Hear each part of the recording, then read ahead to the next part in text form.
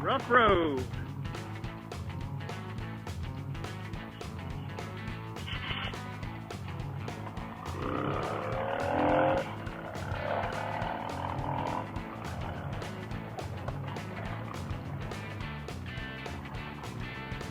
So, I just got off work.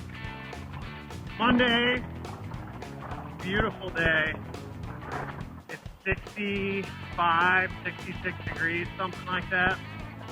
I think we've maybe had 1 or 2 days with weather that's good in the last 2 months. So, taking advantage of it. I'm going to take a little detour. There's a lot of traffic right now because of a road closure. So I'm going to take a little detour and swing in through Gateway Harley-Davidson in South County. It's probably in Oakville, the town of Oakville. That doesn't matter. You guys don't need to know that. Anyhow, St. Louis. If you were to go to Google Maps and search Gateway Harley-Davidson, there's only one in St. Louis, so it'll pop up. But I'm going to go in and see if they have some kind of a printout or something for upcoming events like tonight. Last week, 2 weeks ago, they had a burnout contest. Just trying to get out there, meet some people, throw this moto vlog thing. You can't even really call a moto vlog yet because I haven't even uploaded my first video. I keep learning valuable lessons. First off, I'm getting some feedback through my Dyna speakers. I'm not sure where it's coming from. I imagine it's coming from my phone. So I'm going to turn my phone Bluetooth off. There we go. So anyway, I learned a valuable lesson last night. I was editing footage for 2 hours, and I'm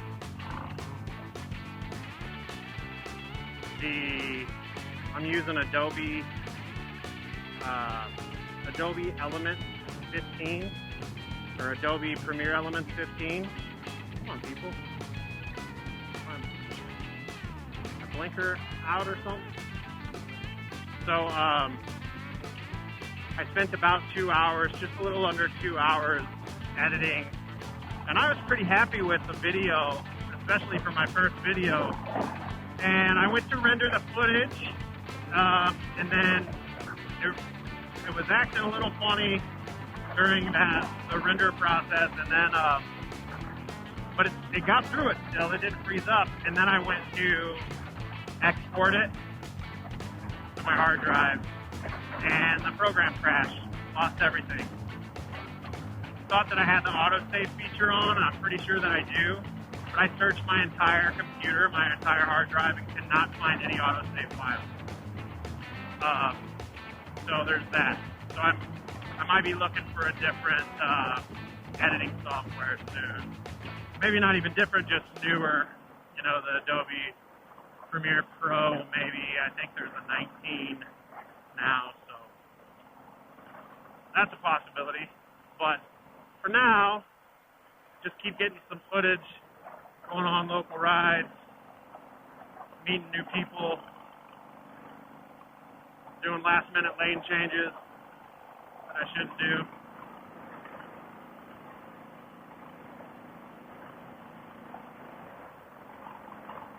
That kind of stuff. So, I had a decent day at work. It was my first day back after being off for my wife's pregnancy and the birth of our son. It'll be 2 weeks tomorrow. I'm going to try not to be one of those guys that gives his birthday countdowns in weeks for like the first 6 years. How old's your son? He's 172 weeks old today. Today is his 172nd week birthday. I don't think that's going to be me. My goal is to make sure that that's not me. Anyway, you guys can see I don't have the GoPro on my handlebars. I'm getting a lot of vibration in the footage, and I guess that's, you know, that's normal, but I know of a few other moto vloggers, at least a couple, that use the same setup and don't have any vibration from their handlebars. So I'm not sure what that is. And this bike doesn't vibrate a lot either. So I don't know. I got to figure that out. Maybe, I mean, this RAM mount, that's not cheap. It's not like I cheaped out on, you know, on the mounting system I'm using. I've seen some different ones. I've seen some that mount right here to the top of the, whatever the brake, where the brake fluid is. But this isn't solid. That's not a solid piece. It actually has the gauge there. So that's not an option unless I swap that cover, and I would have still needed to buy a mount anyway, so I just went for the RAM mount. I mean, you could do a ton of stuff with these too, with these clamps. So I really like the RAM mount. I don't think the RAM mount is the problem. Also, I'm getting a lot of condensation in the lens cover, which it's supposed to be the waterproof case for the GoPro Hero 4 Black, which is the same one I use here. So I would imagine if it's waterproof, then it's probably airtight. And if it's airtight, getting waved at, if it's airtight, then it should hold out the condensation, but it doesn't. So we'll have to figure that out. See if we need to mount it some other way. If we have to mount it some other way, we'll go from here. I don't know, maybe not. Still getting yelled at.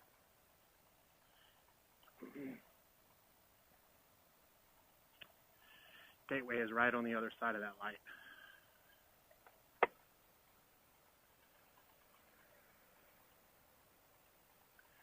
It's right there.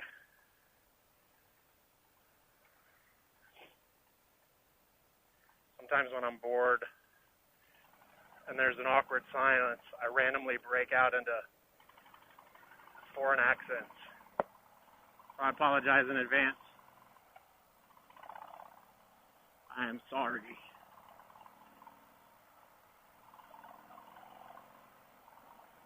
Ooh, batteries plus volts. I wonder.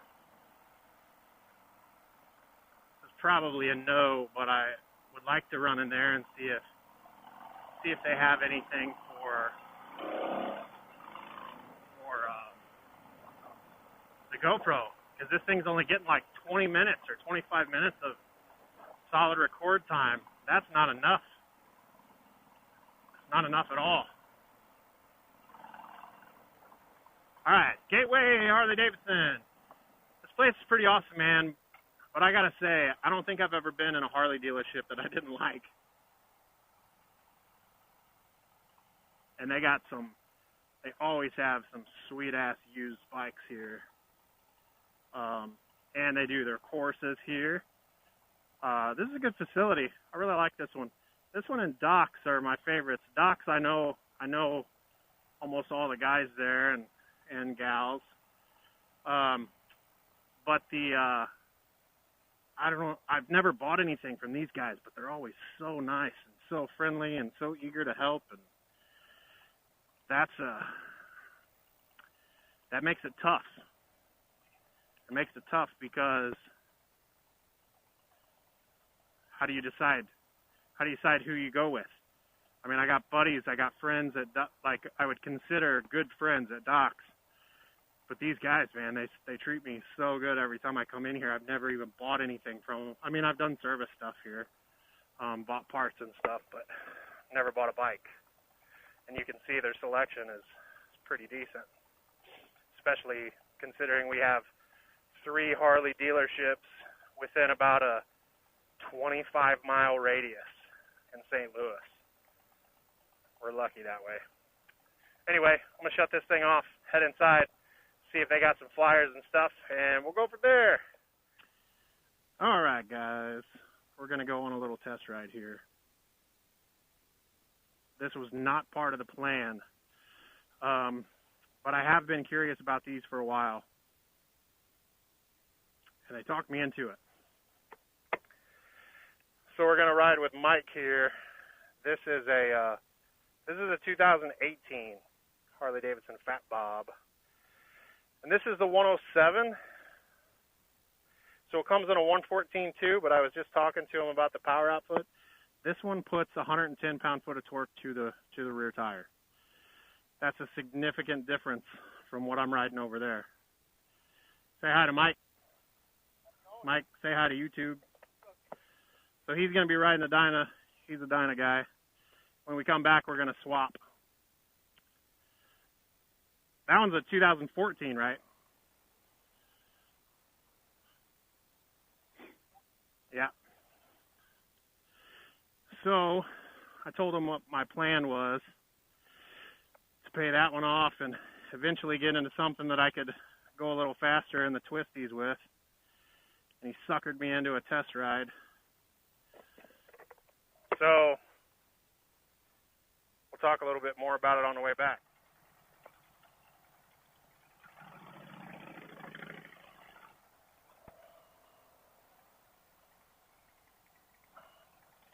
Here we go, 2018 Fat Bob. I've been curious about these.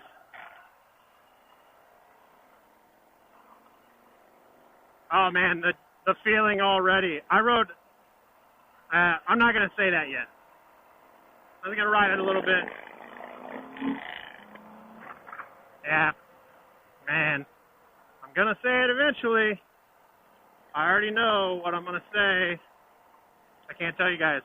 So we'll talk about it. Talk about it a little bit from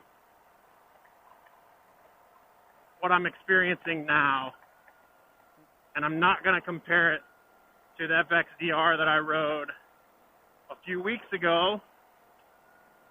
I will say that the shorter wheelbase I don't feel as cramped as I thought I was going to. I'll give you guys another look from the side of it so you know what I'm actually talking about. But there is a shorter wheelbase. These Fat Bobs, even significantly shorter than my Heritage, right? So I thought that I was going to feel cramped and really close to these handlebars, but I don't at all. I actually feel pretty good. I think that the controls could be a little bit farther forward, and I don't even know if that's an option. But at the same time, on these Fat Bobs, I might be wrong, but I'm pretty sure that there is an aftermarket option for some elevated mid controls. I think I've seen them, and it gets you a little bit more. It gets you a little bit better of an angle, a lean angle in the turn. We'll have to figure out what the lean angle is on these because I want to know. But that's kind of what I'm looking for, is something that I can just be a little bit more aggressive on in the twisties. That's all. I don't necessarily need to go faster overall. I mean, my Heritage, is fine in a straight line. I'm not in that crotch rocket phase anymore. So I just want something that I can enjoy more. On those back road rides, I ride with a guy who has an Indian Scout, and that thing is fast. Embarrassingly fast.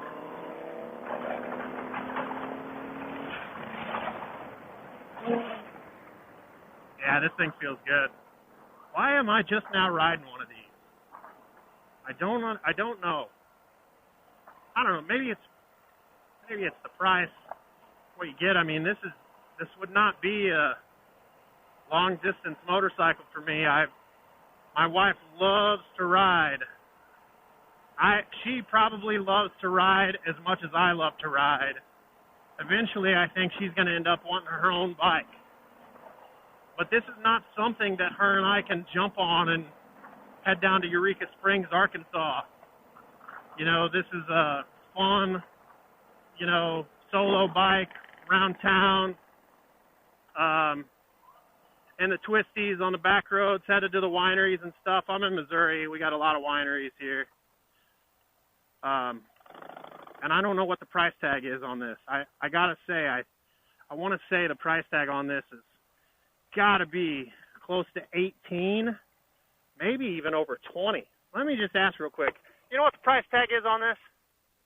It's gonna be, I want to say it's below 20. Yeah, okay. That's what I was thinking. Like I said, again, don't quote the new guy, but Yeah, we'll check it out when we get back. I'm just, they all fluctuate. It is a Harley. Black is going to be the cheapest thing you can get. It's all going to fluctuate. Price is all going to fluctuate with the color, motor. and this is the 107, and honestly, if I was going to spend that much money, it would be on the 114. It'd be on the special, the one they had sitting next to this, but I didn't want to have to dig that one out. So I'll tell him later. I already told you guys I don't want to go back through it again, but I do like it. I like it more than I thought I would. We'll have to check the price because I just, you know, like I was saying about the wife riding and stuff, I think the next step, I don't know, it's tough. I think the next step would have to be a road glide and then go to something like this for myself to keep her from murdering me. So we're going to switch. We're going to go to this 2014 Dyna Wide Glide. And this has the 103 cubic inch motor. This sounds a whole lot better with these Vance and Hines shorty pipes on it, but there is going to be no comparison between this and that power-wise. So I'm going to shut this off for a minute, let my helmet air out, and see you guys momentarily. All right, guys. Big difference here. Big difference. So this is a 14 Dyna Wide Glide. I can already tell you, so here's the thing first. Let me give you some background. I was never a big chopper guy, big, huge ape hanger, handlebars, and all that shit, all right? I started out on a Harley. God, that thing sounds amazing. So I started on a Harley. It was an old Harley. It was a friend of the family's Harley, even. It was an old Softail Juice. Salvage title, even. It was a piece of shit. But I loved it, and it got me addicted. I started riding on dirt when I was pretty young, so this one got me addicted to motorcycles in general. Rode quads for a long time, got hurt a couple times on quads. That's a whole other video. But I started riding sport bikes immediately after that. And I've got way more time on a sport bike. Ooh, these brakes feel a little squishy. Front brake especially. Anyway. Sport bike scene kind of changed my outlook on motorcycles in general. I wanted to just go fast all the time, ride wheelies and all that stuff. It took me a little bit to get back to this Harley stuff. But where I'm going with that, I do have a point, I swear. Where I'm going with that is that I prefer that bike to this one because of these huge ape hangers almost exclusively. If I had a Dyna like this, I would not set it up like these huge apes, that chopper style. I would set it up more similar to that, where I can ride more aggressively. I'd put a T-bar on this or something like that. Don't get me wrong. This thing is fun. And riding like this with my arms up here, it's not uncomfortable. It's, you know, honestly, I could even ride distance at this. I feel I've ridden with bars of similar height. These have to be 17s or 18s. I'll ask when we get back to be sure, but I've ridden with 16s on somebody else's bike we probably rode, I want to say, about 180 miles. And it wasn't on one tank. I think we got maybe, I know you guys can hear that. This is a lot louder than my Heritage. I think it feels really good in the corner. Better than you would think it feels. Yeah, it feels in this without coming off that throttle too much. So anyway, after that ride, we had to fill up one time. So it was probably 170 to 190 miles. After that one ride, I was not uncomfortable. My shoulders weren't sore or anything, and I've had a shoulder surgery. My right shoulder right now has 2 screws in it, and that wasn't too bad. But that was 16. I think these are a little taller. I mean, I'm probably reaching up just slightly, but a lot of that has to do with the seat too. I'll give you guys a profile view of both the bikes when we stop. I'll probably forget to talk about the handlebars and how they're relative to the seat height, but I feel like I'm sitting down a little bit lower, even though I'm probably not. Just the profile on the seat. This is the 103. So this is a 2014. This is the 103. They stopped making the Dyna in 2017. A lot of people thought that was a big mistake. I think it's a mistake. I think, but I really like where they're going with these soft tails. I do. That's a soft tail. The soft tails aren't just old man bikes anymore. That new soft tail lowrider, the new soft tail slim. I mean, the FXDR is the lowrider. Oh, that's what I was gonna say earlier, by the way, guys. Where it comes to that fat bob, we're good, dude. I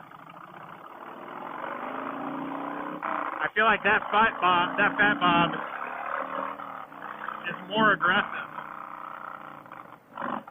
than that FXDR.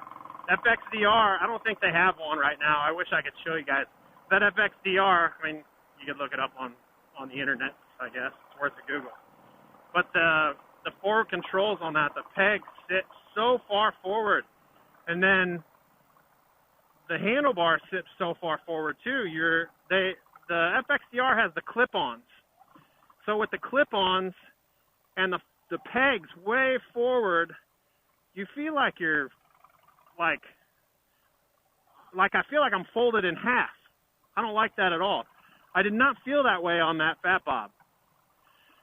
I felt really good on that bike. I mean, I wanted to ride this just because it looks cool, and it's been a while since I rode something with big ass apes. But I have no intention of buying something like this. Plus, I mean, I think this one's still in like the 15,000 range.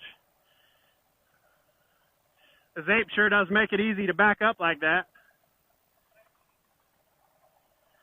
Look at that motor. Look at that motor vibrating. Yeah, man, it looks cool. Feels cool. But I would want something a little bit more aggressive.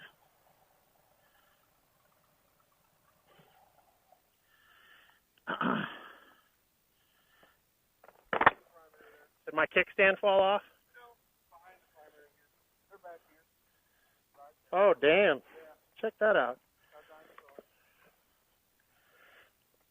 Nice.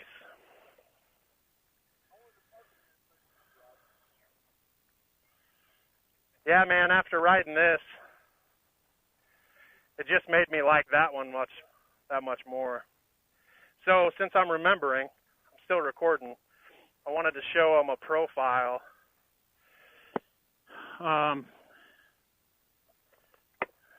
See that chopped rear fender on that Fat Bob? I think it makes it look shorter than it really is.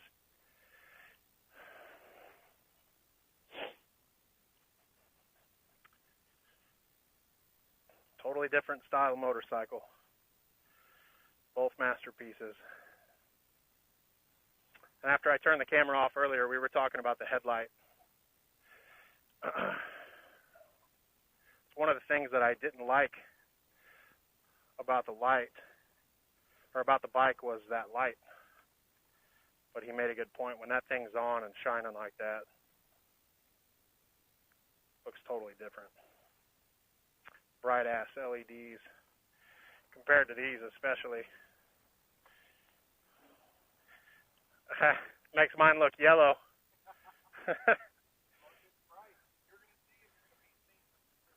funny. Big difference. I do like it. I want to check on those mid controls because I think that could be Harley Davidson's most aggressive, capable bike. Very well could be. All right, that's it for now. Tell me what you guys would rather have between these two. Leave my heritage out of it. She's sensitive. The 14 Dyna with the apes that I had to watch coming underneath the awning here, or the brand new Fat Bob, which has a $2,500 rebate right now. Or what else is it? Stage 1, Stage 2. So $2,500 rebate, or you choose between the rebate or a Stage 2 upgrade, which is cam, air breather, and exhaust. Yep. So that's a big difference. That's worth more than $2,500, I think. All right. Hey, what's going on up here? That's the tow truck. Lit up like a freaking Christmas tree. So, had a little bit of an issue on the bike. I think I might need a battery in my, might be a loose cable or something too. Having a little trouble getting it started earlier. But we are back on the road. At Gateway Harley Davidson earlier too, and test rode a couple bikes. One of them wasn't really a test ride. I just was feeling a little nostalgic. I rode an older Dyna with some big old ape hangers. As I mentioned in that quick little session,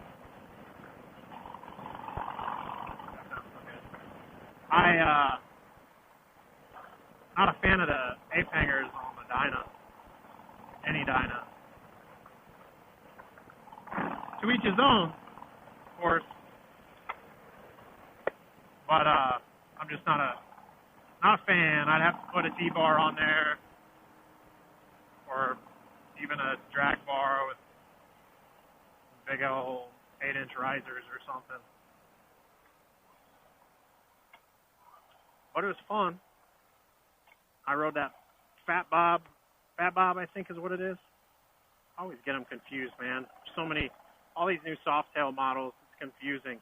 It used to be pretty simple. I mean, maybe it wasn't simple, it was just what I knew. But it's hard to keep all these things straight. You got the Fat Bob, the Fat Boy, the Street Bob.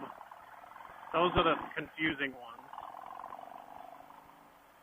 So you got the Street Bob, that's like the entry-level kind of Harley now for a Softail, right? Or the entry. It's the cheapest Softail model you're gonna get. So next to the Sportster and the Street 500 and Street 750, it's the cheaper. It's the cheaper of the expensive bikes.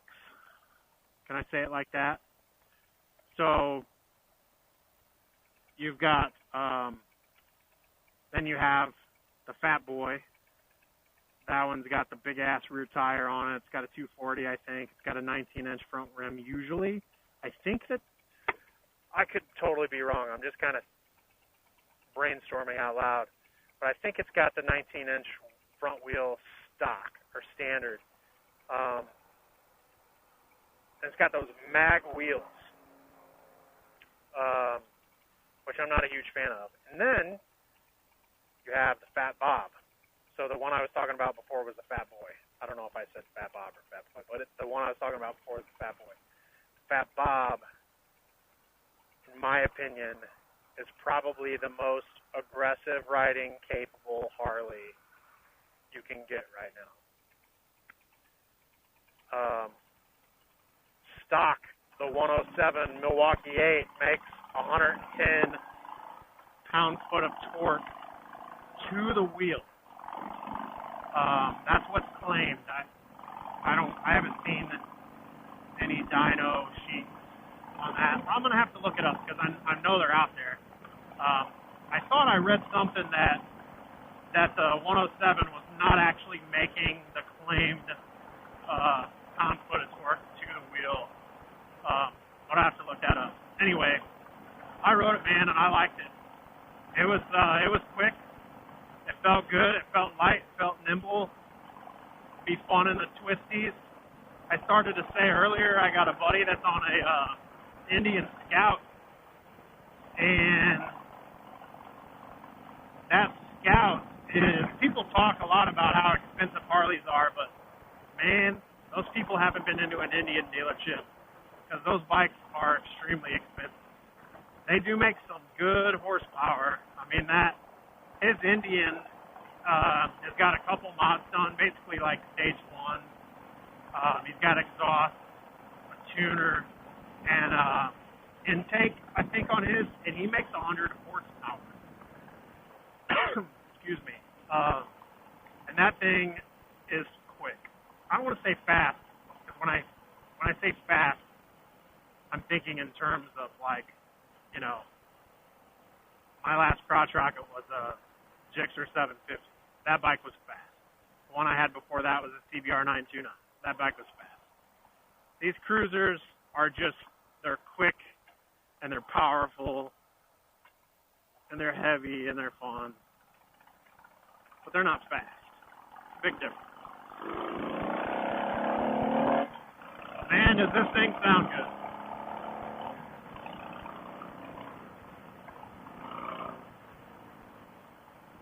I always got to miss that pothole. So I had to do that because this is it for the night. This is it. See, dragging those floorboards. See, that's my problem on this Heritage. You'll hear me say it a million times. I love this Heritage. I love, love, love, love this motorcycle, and I will never get rid of this. But I ride way too aggressively, and I'm about to hit hard parts on this thing in the corners, and that's not going to be good. So I need something I can, you know, get that adrenaline, that a little bit of extra adrenaline rush on. I think that might be a Fat Bob. And they are cheaper than I expected. They showed me the numbers on that thing earlier, because we were thinking low 20s. They showed me the numbers, and on a 2018 107 right now, they've got a $2,500 rebate, or you can choose stage 2 upgrade. But the $2,500 rebate gets it down to like $16,700 or something. Shit, I paid $12,000 for this, and this is a 2011. So that's not too bad. Problem with that, though, is that I'm not getting rid of this. I'm definitely not getting rid of this bike. My son will ride this Heritage Softail when he turns 16.